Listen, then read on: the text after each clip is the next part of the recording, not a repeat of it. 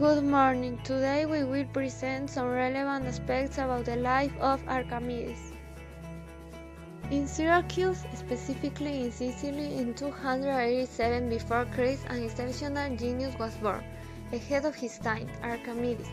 He was a Greek physicist, inventor, engineer, astronomer, philosopher, and mathematician. About his life isn't known much. What little is known is that his father was Phidias, an astronomer, who possibly introduced him to mathematics. For a consideration of his originality and the transcendence of his results, he is considered the first modern mathematician. As a young man, he entered the school of the Greek mathematician Euclid, so he had to travel to Alexandria, Egypt.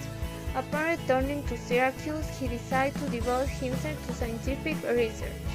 Among the mechanical inventions of Archimedes is the invention of the lever with which I managed to create a mechanism that with an insignificant weight and with a correct speed managed to lift objects that exceed in large percent the first weight.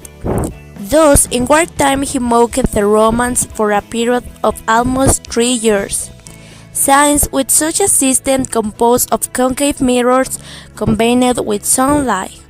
He burned the sails of ships and caused the Romans to have great losses and delays. He also invented the well-known Tornillo de Archimedes, a device that allows raising water from a low level to a higher one. Currently continues to be used. For example, for raising wastewater or obtain water for irrigation systems. Archimedes' philosophy seems to go beyond the fields of mathematics, physics, and astronomy, for it must be remembered that in ancient Greece, philosophy and science went hand in hand. For every scientist was above all a philosopher with tremendous powers of the observation of the universe. Similarly, Archimedes spoke of the prudence of citizens, but management in ancient Greece. So for this Greek mathematician, the eloquence and power of a person oratory was not only connected with his wit for dialogue and expression, but rather nothing with intuition and has to do with the social functioning that gave him the precise moment both to mention things in that way and not to say them. Because just as you must know how to use speech, you should also know the right time to mention things.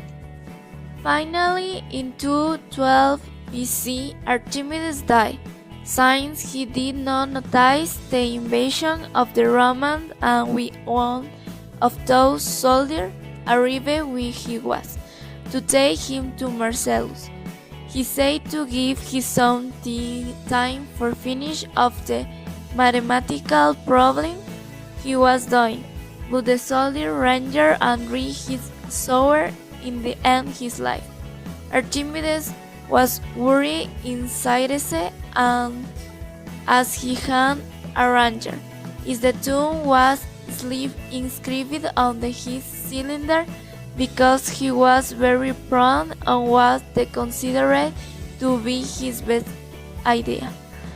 Thus Archimedes was a figure devoted to research, which was development not only to geometry, but also to more areas such as philosophy, physics, and engineering, providing that this could be developed to question of the theoretical as practical. Created using Powtoon.